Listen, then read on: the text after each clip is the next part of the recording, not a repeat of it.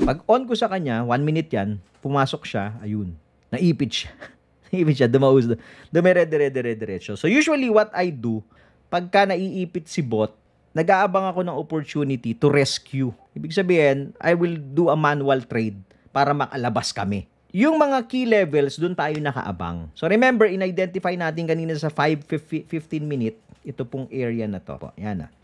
So if you're going to notice as well, meron pong box dyan si tipay yung indicator natin. Ay, may box dyan. So, sabi ko, most likely dyan tatalbog to kung bubuhusan ng mabilis. So, naghahanap ako ng mga buhos na mabilis. Makikita mo yung mga buhos na mabilis niya sa lower time frame. Sa 5 minute, kita na yung mabibilis na buhos. Mas lalo sa 1. Right? Mas lalo sa 1. So, yung sniper, nakaabang na siya. Na umabot siya dito sa zone, sniper zone. Alright? So, ano po yung sniper zone? Support, ang box na yan. Yung trend line ng parallel channel, nandun din. So, dalawang confluence ka na. Pangatlo, look at this, the dots from tipay. So, may magaling sa atin na gumagamit itong bilo-bilo eh. This is already oversold sa 1 minute. So, 5 minute oversold din yan. So, what we did, I think somewhere here ako pumasok. Not exactly dito. Nung nakita ko yung bounce sa 1 minute, nakita natin, uy, tumalbog na. I think somewhere here. Goods na to. Ayan po, ito po yung result. No? Rescue trade ang ginawa natin. So, ito, this is the result kanina. So, ito yung ipit ng bot. Dalawa siya. Alright? And then, ni-rescue natin. Pero malaki. Pag nag-rescue ka, dapat malaki. Kasi doon ka nakaabang sa sniper area.